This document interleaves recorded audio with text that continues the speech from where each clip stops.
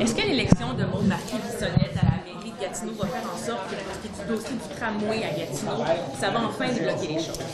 Bien, le dossier du tramway a beaucoup progressé dans les dernières années et on est à la veille d'annoncer de très bonnes nouvelles. À la veille, qu'est-ce que vous voulez dire? Est-ce que ça va être d'ici la fin des travaux parlementaires? Oui. OK. Et à quoi on peut s'attendre? On peut s'attendre à un montant substantiel, très substantiel d'argent qui va être consacré à la réalisation des études qui sont nécessaires. Est-ce que c'est à la hauteur de ce que demande Gatineau? C'est un énorme montant d'argent. Avez-vous un message, Marie-Hélène, pour vos commettants qui vont manifester ce qui est dit dans le bureau du Conseil du Trésor pour le télétravail? Qu'est-ce que vous leur dites? Je leur dis que le télétravail est ici pour rester, que l'ère post-pandémique n'est plus avec nous. C'est-à-dire, on est dans l'ère post-pandémique, et les gestionnaires de la fonction publique ont cru bon modifier légèrement, passer de 2 à 3 jours semaine, avec 4 pour les gestionnaires, pour justement pouvoir créer un milieu de travail qui favorise la collaboration tout en ayant une flexibilité là, pour les gens qui peuvent travailler de la maison. Élargir le mandat de la commission HOG, comme le propose la motion qui sera vraisemblablement adoptée, puisque vous, les libéraux, vous allez aussi voter en faveur. Mais hier, durant le débat, vous avez quand même dit que le mandat est déjà vaste, les termes de référence permettent. Effectivement. Donc, qu'est-ce que ça va changer selon vous? L'adoption de cette motion-là ou même l'élargissement du mandat? Bien, on a bien lu le libellé de la motion et on est très, très à l'aise avec ce que contient cette motion-là. La commissaire Hogg, la juge Hogg, a tous les pouvoirs nécessaires dans notre estimation pour effectuer le travail qui s'impose. Fait que la balle est dans son camp, en fait. Bien, n'oublions pas que c'est nous qui avons mis sur pied la commission Hogg, de concert, bien sûr, avec les partis de l'opposition.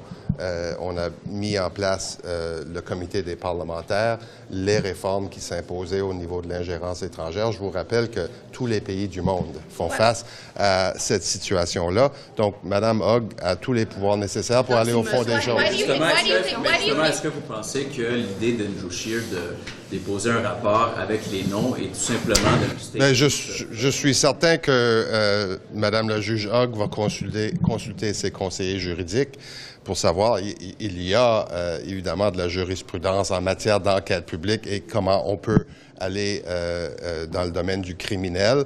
Je suis certain qu'elle va suivre les conseils juridiques qu'elle va recevoir à ce sujet-là. Are you concerned at all that this information hasn't come up already in the public inquiry? I mean, how did a parliamentary committee have this information, but the inquiry tasked with this did not? Well, I'm not sure that you can affirm that. I'm not sure of that myself. Obviously, I'm not, as a minister, read into all of those things for very good reasons and very good national security reasons. So, I would defer on that question. Why is the commission, just in English, why is the Hope Commission the appropriate venue to receive this information? Because it's an operating public inquiry. Yeah, but does it have the teeth necessary to address intelligence? Again, you have the terms of reference like everyone. They are very broad, and Madame Hogg, I think, has the wisdom to stay within what her legal advisors and others will tell her are the applicable laws. Le vote cet après-midi, donc le vote cet après-midi, si les termes de référence sont suffisants déjà, est-ce que c'est un vote symbolique tout simplement qui va rien changer? Ben, nous votons pour. Ce n'est jamais symbolique quand le Parlement du Canada parle d'une seule voix. Why did it take an opposition motion to force the government's hand on this? Why did it take an opposition motion? We did not. We put in place all of the measures that I've talked about many times. Back to the inquiry, it took until the opposition motion came forward, and then you're calling for Well, again, with respect, the inquiry has terms of reference that we think are very broad. Why didn't you send it there yourself? Monsieur Virani, qu'est-ce que la loi 96 aux États-Unis qui les préoccupe? Est-ce que ça vous inquiète? La loi québécoise 96, mais c'est une loi qu'on suit de très près, comme j'ai mentionné, avec l'utilisation de clauses non obstantes.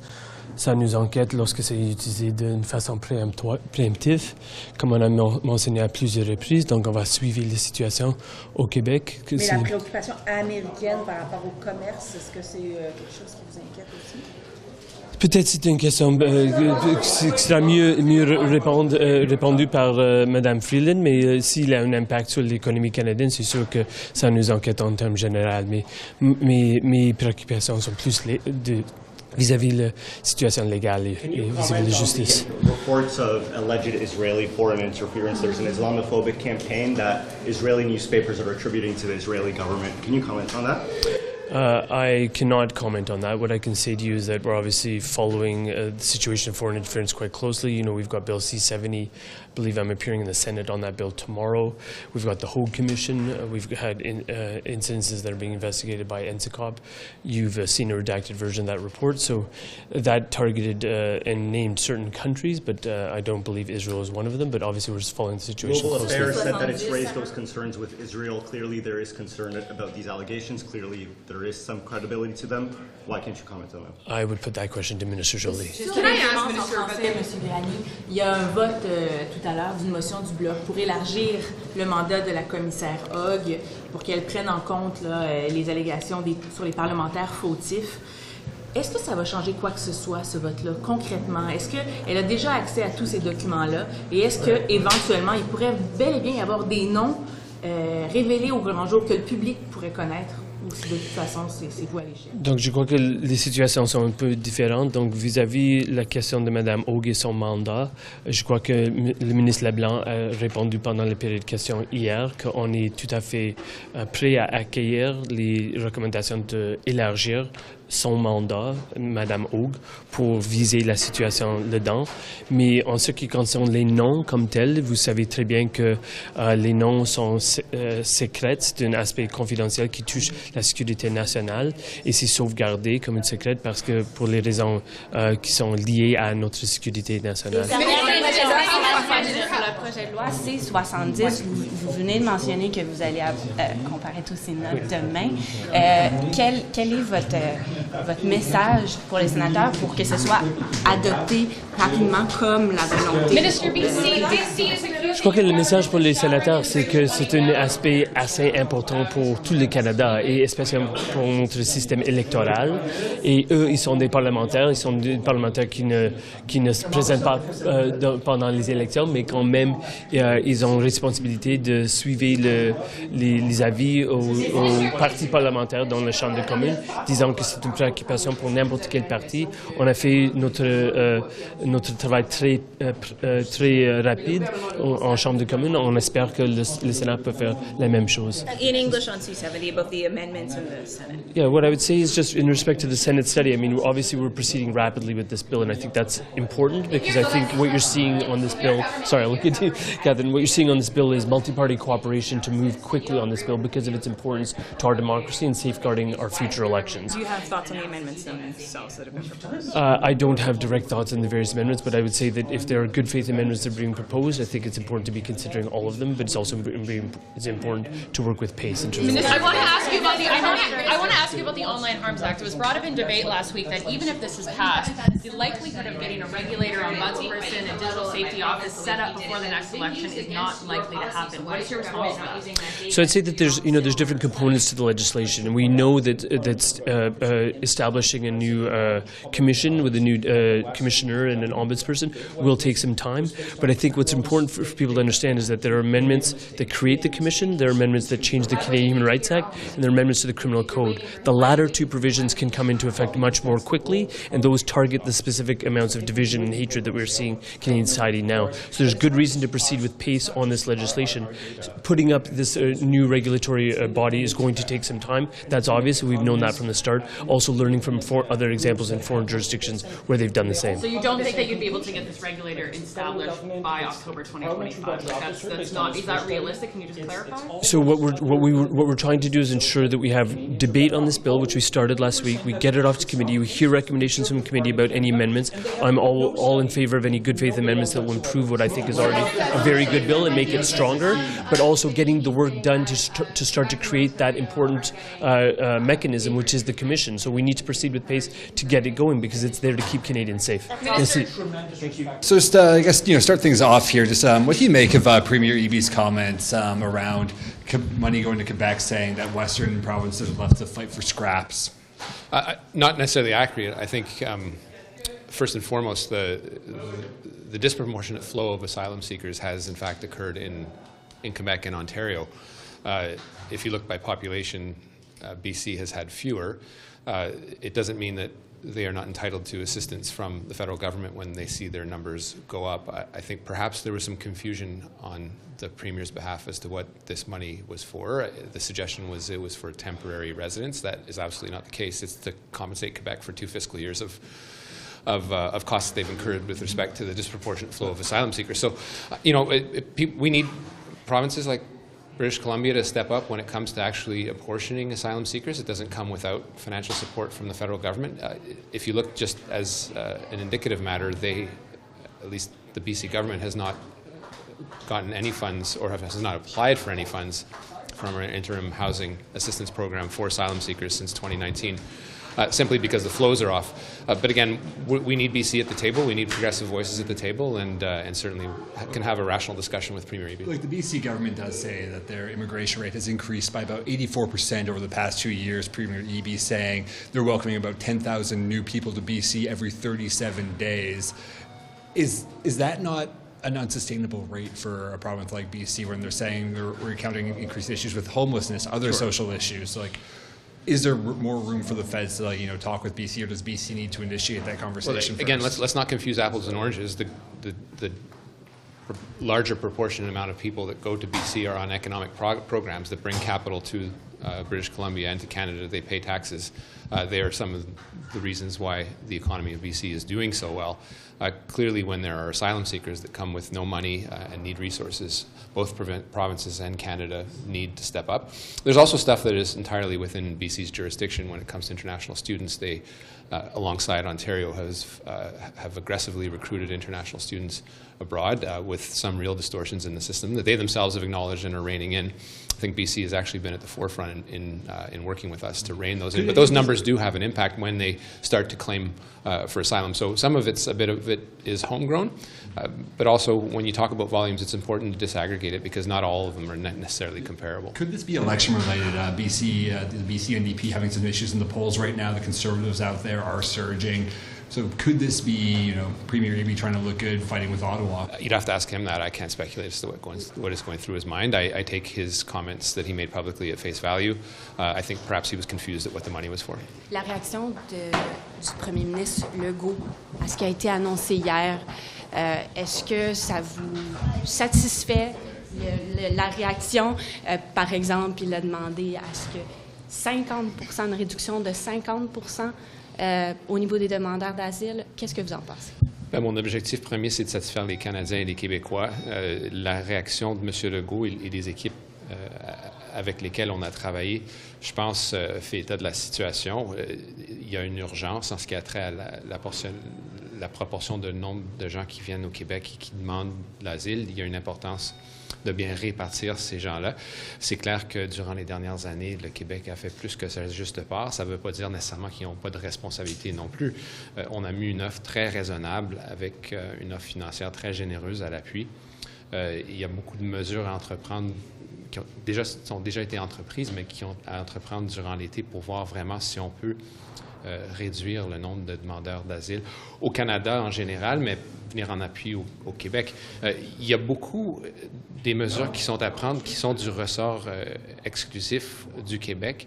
Le Québec contrôle au-delà de 50% de travailleurs qui sont au Québec de façon temporaire. Ils ont un plan à présenter. Il faut qu'on la rime avec leur plan, donc du travail de groupe. Donc, pour moi, c'est le Québec qui assume son rôle au sein de la Fédération. Je les félicite. et puis on sera là pour travailler ensemble. Ce que je voulais certainement pas faire, c'est d'induire les Québécois, les Canadiens en erreur en mettant des cibles qui n'étaient pas basées dans la réalité. J'ai pas lieu de questionner ce que M. Legault voulait. Je pense qu'il voulait des chiffres concrets, mais pour moi, c'est des mesures qui seront à entreprendre durant l'été pour voir si on peut vraiment réduire les demandeurs d'asile, les répartir de façon adéquate à travers le pays. Puis ça, c'est du travail qui a déjà commencé, mais qui va se poursuivre durant l'été. Petit commentaire sur le lien entre l'immigration et la crise du logement. Vous les avez entendus hier. Qu'est-ce que vous en pensez? Ben, Monsieur Legault, je pense qu'il est sorti en bougonnant.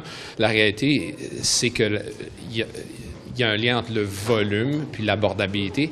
Est-ce que c'est est-ce que ce qui est exclusif à l'immigration? Moi, je dirais non. L'augmentation des hypothèques, des prix des hypothèques, ça n'a rien à voir avec les immigrants. Je suis assez tanné que les gens sont en train de toujours blâmer les immigrants pour absolument tout. C'est clair que le volume de gens qui sont au Québec de façon temporaire est largement contrôlé par le Québec. Dans leur ressort, les enveloppes qu'ils contrôlent presque exclusivement, ils ont triplé la donne depuis 2019. Alors, il y a une responsabilité qui est là. Mais je suis un peu tanné qu'on blâme les immigrants pour absolument tout.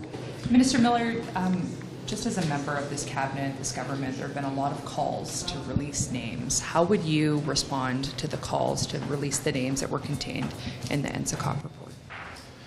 Well, I think, as you've heard clearly, it would be illegal to do so at this point. I think there is a way to do it. I think we certainly support the motion to put this in front of Justice Ogg, which is the right way to do it, to do the triage of information and intelligence that was put forward in a secret context that I haven't been party to.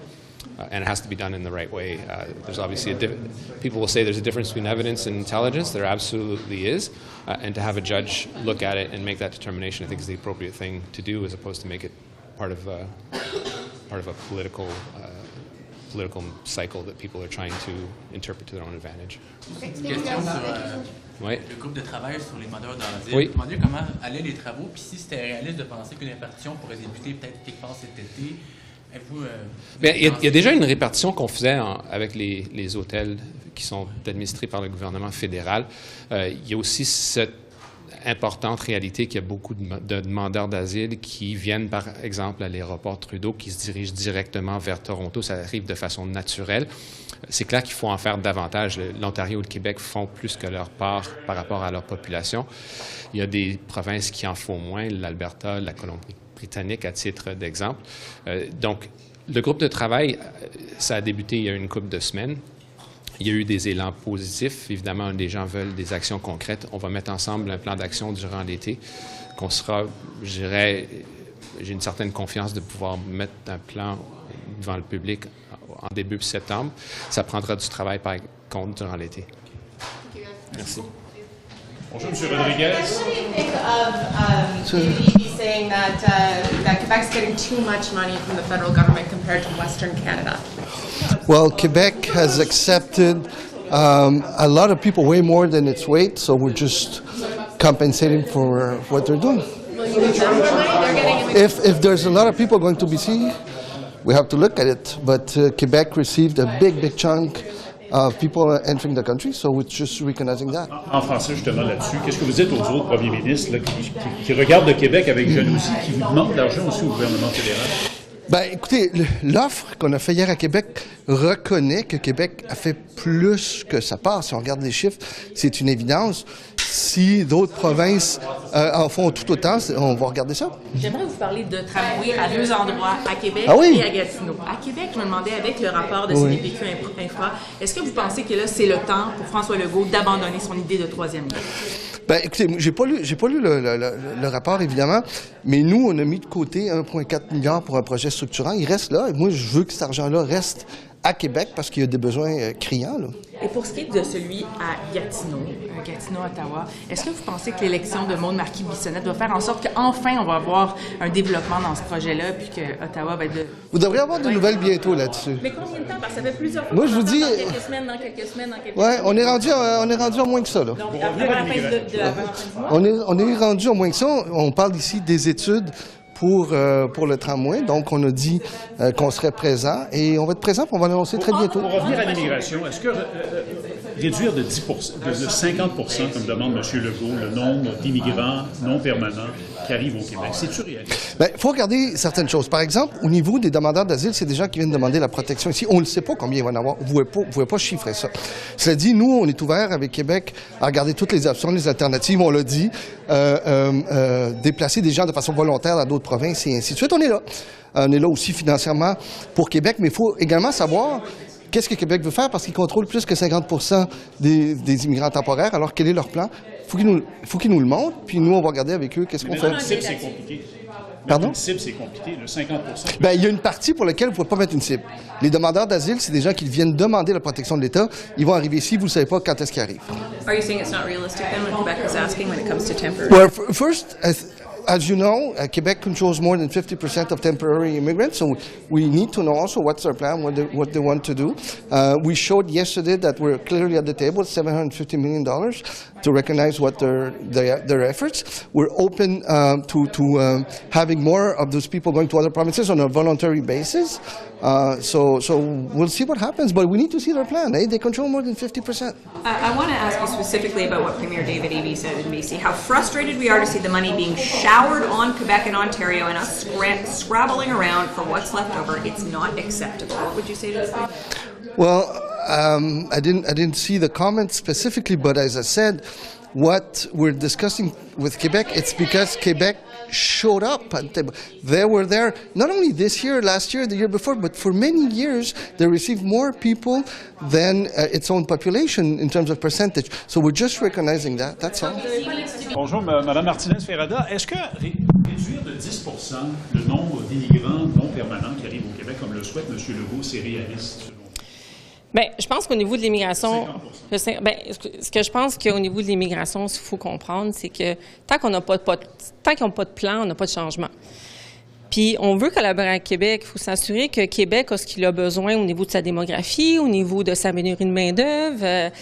Il y a des besoins. Moi, comme ministre de DES, je me promène partout au Québec, puis il n'y a pas une entreprise en région qui n'a pas des demandes de travailleurs étrangers. Donc, ça ferait mal, ça? Donc, moi, je pense qu'il faut s'assurer que tout ce qu'on fait venir au Québec correspond aux besoins du Québec, respecte la capacité d'accueil du Québec, puis on va collaborer avec Québec pour s'assurer que ça se fait. Mais Québec a une responsabilité aussi d'avoir son propre plan. Puis là, pour le moment, on n'a pas vu ce plan-là. Il y a la Colombie-Britannique qui est mécontente parce qu'elle dit qu'elle aussi, elle aimerait avoir de l'argent. Elle fait référence au chèque de 750 millions de dollars qui a été offert hier. Est-ce que ces doléances sont justifiées à vos yeux?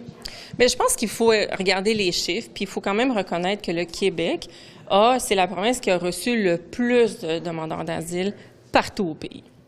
Et je pense que il faut respecter que le Québec, on doit soutenir le Québec dans cet accueil de demandeurs d'asile, puis comprendre aussi que la Colombie-Britannique a ses défis, entre autres sur la crise opioïde, qui sont aussi amenés par un flux d'immigratoires qui arrive. Puis il y a des défis aussi en Colombie-Britannique. Puis on va travailler avec la Colombie-Britannique pour trouver des solutions. Parce qu'effectivement, je pense qu'on veut tous s'assurer que les gens qui arrivent ici au pays sont bien accueillis puis sont bien reçus. Non, pas du tout. Non. Vous savez que moi, je suis députée d'Hochelaga, c'est une crise d'opioïdes, entre autres, dans mon comté. Je fais pas le lien entre l'immigration puis la crise d'opioïdes. Ce que je dis, c'est que les défis de la Colombie-Britannique sont aussi ceux de la crise du logement, sont aussi ceux de l'itinérance. Donc, il y a des défis en Colombie-Britannique qui sont importants. Puis, c'est bien évident que le flux migratoire touche aussi la Colombie-Britannique. C'est comme ça que je voulais dire. But they are saying that this is a challenge too, that they are receiving 10,000 people every 37 days. And the Premier said they are frustrated to see the money being showered on Quebec and Ontario, that they are scrabbling around for what's left over. It's not acceptable. What would you say to the Premier? Well, we'll be working with the Premier to make sure that we're there to support, the people of the British Columbia. Does that mean money is coming their way? Un petit commentaire sur le tramway à Québec. Je vais m'abstenir. Il y a le ministre des Transports juste là. Les consommateurs, est-ce que c'est les consommateurs qui vont prendre la facture pour les grandes plateformes? Vous en dites quoi de ça? Bien, ce que je dis, c'est que ça fait des années que, par exemple, Netflix, Disney, les autres sont implantés ici, puis ils n'ont pas attendu une loi pour augmenter augmenter les prix d'année en année. Et donc, ce qu'on demande, là, tout simplement, puis ce qui était prévu à la loi, c'est que les géants du numérique participent au succès de la culture au Québec puis au Canada. Et c'est ça l'objectif qui est recherché. Ça pourrait augmenter encore de 5 %. Ça pourrait théoriquement augmenter encore les prix. Là. Bien, le premier 5 % c'est la contribution de base. C'est une contribution qui est déjà payée par les câbleaux-distributeurs au Canada. Donc, c'est une question d'équité, de mettre les règles légales pour toutes les entreprises. Par la suite, le CRTC va devoir trancher sur la question de la définition du contenu canadien et aussi sur les obligations de chacune des plateformes au niveau des obligations de dépenses dans le contenu québécois et canadien et aussi la façon dont ils doivent promouvoir le contenu pour que les Québécois et les Canadiens aient facilement accès à leur production d'ici. Comment on the loss of the Group of Seven takings in the Toronto Church fire? Can you start again? Oh, any comment on the loss of some Group of Seven takings in the Toronto Church fire? Well, it's a huge loss. And unfortunately, we're seeing these events happen more and more. So it's unacceptable, and it's a big loss for the community. There are some legacy media organizations that are upset that the fund that's been set up is being distributed by smaller media organizations. Does it matter who is in charge of distributing that money to you? The legislation is pretty clear about the fact that if you are eligible to receive money from the agreement from Google, that you're going to be part of the collective anyways. And for the rest, it's a decision that's going to be in front of the CRTC. Pourquoi le cinéma est exclu là, de la redistribution de l'argent pigé par C11? Mais non, mais écoutez, la contribution de base, ça a toujours été dirigé vers le Fonds canadien des médias. De notre côté, on a rajouté 50 millions par année dans Téléfilm, qui est l'organisation qui soutient principalement le cinéma. Et donc, on est toujours là pour soutenir tout ce qui concerne le cinéma au Québec et au Canada. C'est une première décision qui vient du CRTC. Il y en aura d'autres avec encore plus de soutien là, pour toute l'industrie. Mais la comprenez-vous, leur sortie? Ben, écoutez, je comprends là, que sont là pour évidemment défendre leur industrie. Puis je suis tout à fait en accord avec le fait que le cinéma québécois, le cinéma canadien est super important pour notre culture, pour la langue française. D'ailleurs, on rayonne partout au Canada et à l'étranger avec la qualité de nos productions. Donc, il faut continuer de soutenir adéquatement le cinéma. C'est ce qu'on fait en rajoutant de l'argent dans le budget 2024. J'espère d'ailleurs que le Bloc et les conservateurs vont appuyer le budget parce qu'il y a beaucoup d'argent qui s'en vient directement à la culture, notamment pour le français. What do you think of Premier David Eby saying that Quebec is getting too much money, Quebec and Ontario are getting too much money for immigration and Western provinces are being excluded from this? What do you make of that? What I'm saying is that the federal government is working with all provinces on the challenges that we need to face together, including housing. We've put a lot of money on the table for all provinces to help build faster, quicker, and at a more affordable rate. So we're still going to be there for BC and for all the provinces and territories. En français là-dessus, est-ce que l'Ontario et le Québec sont des provinces chouchous pour le gouvernement fédéral? Mais non, écoutez, il n'y a pas de province chouchou pour le gouvernement fédéral. Le gouvernement, la Confédération, c'est l'ensemble des provinces et des territoires. Puis notre rôle, c'est de travailler de façon équitable avec toutes les provinces et les territoires. Et c'est ce qu'on fait notamment pour relever le défi de la crise du logement. On a mis beaucoup d'argent sur la table pour travailler avec toutes les provinces et les territoires pour construire plus rapidement et à des meilleurs coûts. Puis on va continuer de le faire. Merci. Can I ask you to clarify your comment about the church thing, these incidents that happened? What did you mean by that? Troisième lien, en fait, par rapport au rapport de la Caisse là, à Québec sur le tramway, oui. Est-ce que vous avez l'impression, est-ce que d'après vous, d'abord, c'est le signal qu'il faut abandonner le projet de troisième lien? Est-ce que la Caisse... Je pense que la Caisse de dépôt et placement ne propose pas de troisième lien. Elle propose un tramway. J'aimerais quand même rappeler aux gens qui vous lisent et qui vous écoutent et qui vous regardent que c'est ce qu'on proposait il y a 6 ans. Or, le projet pourrait être en construction présentement et presque en opération si on n'avait pas perdu ces 6 années-là. Mais maintenant que la Caisse confirme que le meilleur projet pour la Ville de Québec, c'est le tramway, on est très heureux. Très heureux. Nous, on a appuyé la Ville de Québec depuis les tout débuts pour ce projet-là et nous sommes encore avec eux.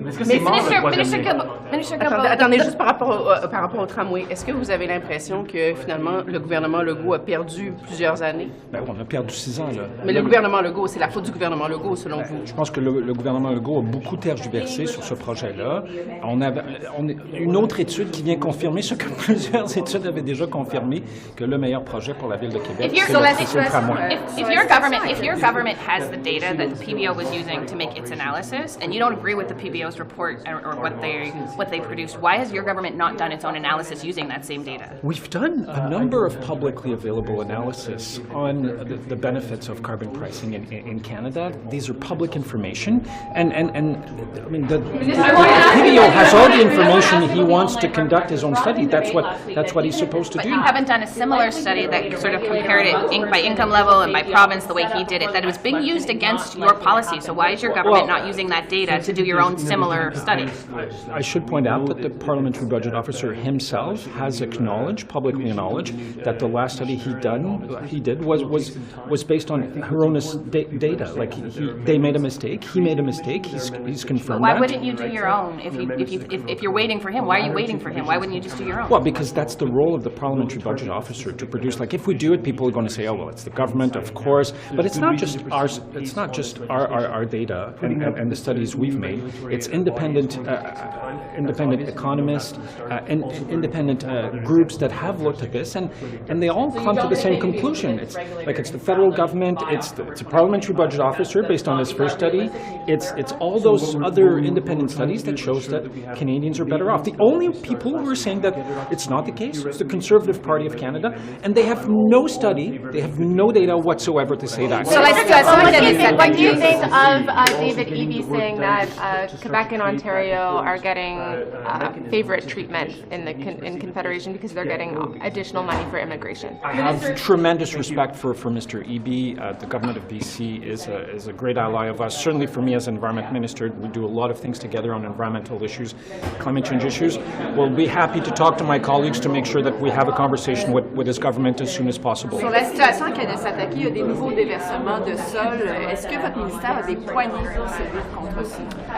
On travaille avec plusieurs autres ministères, départements du gouvernement fédéral, comme on le fait dans d'autres dossiers, puisqu'il y a une partie des responsabilités qui incombe au ministère de l'Environnement, fédéral, mais le gouvernement du Québec a aussi un rôle à jouer dans ce dossier-là.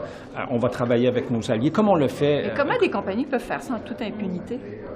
Il y a des enjeux qui sont plus complexes dans le cadre de ce dossier-là que si c'était ailleurs, par exemple. Le fait que ce soit en territoire autochtone, c'est en partie une responsabilité du Québec, mais aussi une responsabilité du gouvernement fédéral. Mais on va travailler, comme on le fait dans d'autres dossiers avec le gouvernement du Québec et l'ensemble des ministères fédéraux impliqués. Mais pourquoi cette impression d'impunité? Vous dites qu'il y a des enjeux particuliers. On a l'impression qu'il y a une impunité parce que c'est en territoire autochtone. Vous parlez d'impunité. Moi, ce que je dis, c'est que ça ajoute un niveau de complexité qui fait qu'on doit coordonner en différents paliers de gouvernement, différents ministères. On le fait dans le passé. On va le faire pour ce dossier-là également. Ça continue. Par rapport aux gains en capital, à quoi est-ce que vous vous attendez des conservateurs cet après-midi? Honnêtement, je ne sais plus trop à quoi m'attendre quand il est question des conservateurs, sur à peu près quelques questions que ce soit, donc on va voir comment ils vont voter. Mais merci beaucoup. Avons-nous perdu 6 ans avec l'histoire du tramway à Québec? Est-ce que c'est mort, le troisième lien? Bien, écoutez, moi, j'ai eu la chance d'être briefé hier par la Caisse de dépôt et placement. Je remercie évidemment leur travail sérieux et rigoureux qu'ils ont dû faire en peu de temps, en tout cas les 6 derniers mois. Ce que j'ai entendu d'eux me donne espoir pour le futur d'un transport en commun moderne pour la région de Québec. On sait que la Ville de Québec est la seule ville de taille comparable à ne toujours pas avoir de réseau de transport moderne. Donc, ce que j'ai entendu m'encourage et on a hâte évidemment d'entendre la suite demain. Mais est-ce qu'on a perdu de la CAQ d'avoir perdu 6 années dans le fond? On va voir ce qui se passe tout demain. On verra la réaction des gens dans la région de Québec. La bonne nouvelle, c'est que moi, j'ai entendu hier une voix vraiment intéressante, rigoureuse et utile pour que le gouvernement du Québec puisse continuer à recevoir l'appui du gouvernement canadien. On sait qu'on est prêt à financer 40% du projet qui est déjà en place et on a hâte de pouvoir en dire davantage. Est-ce qu'il y a encore un plan pour le troisième lien? The Alberta government is suggesting this Electricity Council report proves their point that they cannot do net zero electricity by 2035 without raising costs for Albertans. What do you say to them? Well, I would just say to the Alberta government that they should read the report, because that's not what it says. What the report says is that we do need to move towards a clean grid. We need to do so in a manner that reflects concerns around affordability and reliability. They actually noted in there that the government had taken account of some of the concerns that they had raised in the document that Environment Canada put out about the clean electricity reg post CG1. But what it actually says is, on a net basis in 2050, the vast majority of Canadians actually are going to have lower energy bills, not higher energy bills, as a result of the transition to a clean grid. So they suggest that might not be true for Alberta and Saskatchewan. Well, and that's why they say we need to work together in the same way that we've been working with British Columbia on home heating and a range of other provinces to ensure that we are addressing concerns about affordability. I've always said affordability is a very important thing.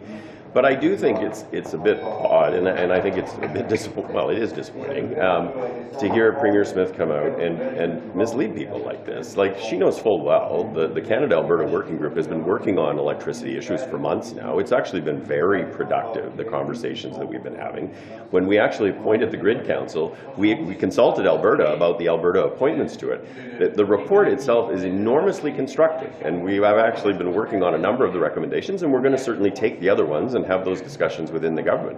It's a good report. It says the future needs to be clean, it needs to be affordable, it needs to be reliable. That's exactly what we've been working on for a long time. Where are we at with the clean electricity regulations in terms of those discussions with, because that working group, my understanding was to try and find potential, not carve-outs, but adjustments that would maybe work better for Alberta. So where's that at? Well, certainly the work with Alberta through the working group actually informed some of the changes that you saw in the paper that was put out by Environment Canada.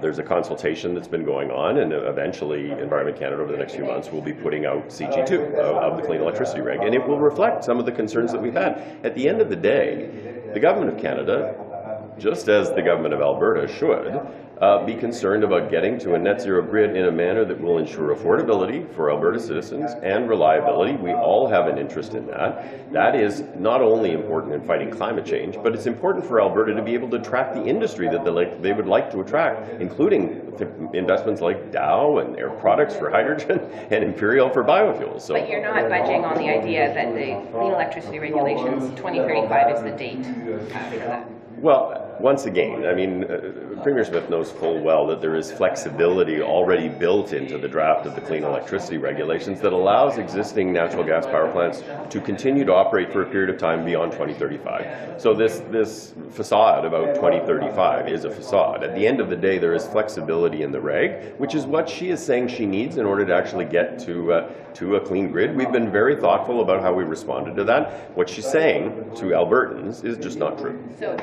this is just politics. This is just politics. I say all the time I don't understand the air war that the Premier of Alberta seems to want to engage in all the time, when at the working level, things actually are going very well. Thank you. Est-ce que vous entendez sur la déclaration de Mme Guilbeault sur le rapport de CDPQ Infra qui dit que ce serait irresponsable de maintenir un seul lien entre les deux rives? Vous en pensez quoi? Bien, moi, évidemment, j'ai hâte, comme tout le monde, de voir ce rapport. La deuxième chose, c'est que j'en ai entendu parler hier, et ce qu'on aime du rapport, c'est qu'il est basé sur des faits, sur des informations, sur des études, et c'est là-dessus, moi, que je vais continuer à appuyer le développement du transport en commun, en particulier dans la région de Québec. Et j'ajouterais que sur la question des ponts, bien, une très bonne nouvelle qu'on a pu voir au cours des dernières semaines, c'est que le pont de Québec est racheté par le gouvernement canadien, et les experts, y compris ceux du ministère des Transports du Québec, disent qu'il est bon pour 75 ans si on l'entretient correctement. Donc, selon vous, c'est suffisant pour assurer l'économie et tout le marché, les transactions, le commerce qui doit se faire avec l'Est du Québec. Le fait que vous ayez acheté ce pont-là, c'est suffisant pour dire que pas nécessairement besoin d'un troisième lien, de nouveau lien. C'est un élément du débat. Et on sait que l'année dernière, il y avait des craintes qui avaient été exprimées par le gouvernement du Québec au sujet de l'avenir du pont de Québec. Des gens pensaient que ce pont ne serait pas viable parce qu'il était mal entretenu. La bonne nouvelle, c'est qu'il y a quelques semaines à peine, le 15 mai pour être plus précis, le pont de Québec a été racheté par le gouvernement canadien. Donc les inquiétudes qui persistaient à l'époque sur l'avenir du pont de Québec, je pense, se sont dissipées. Sur le tramway, est-ce qu'on se rapproche?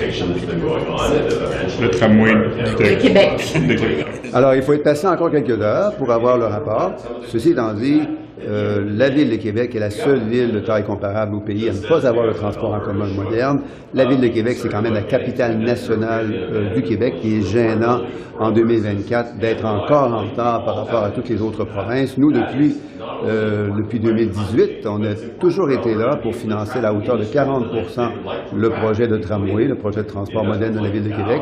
On va continuer à être là, parce qu'on sait que c'est important pour toutes sortes de raisons, entre autres avoir des options de transport plus nombreuses, plus abordables, plus fréquentes et plus commodes pour les gens. Je peux vous entendre sur cette histoire de la CBC concernant la loi 96, puis les possibles sanctions qui pourraient émaner des États-Unis en raison de cette loi-là, des exigences qu'elles amènent, des sanctions qui pourraient toucher tout le Canada. C'est votre préoccupation?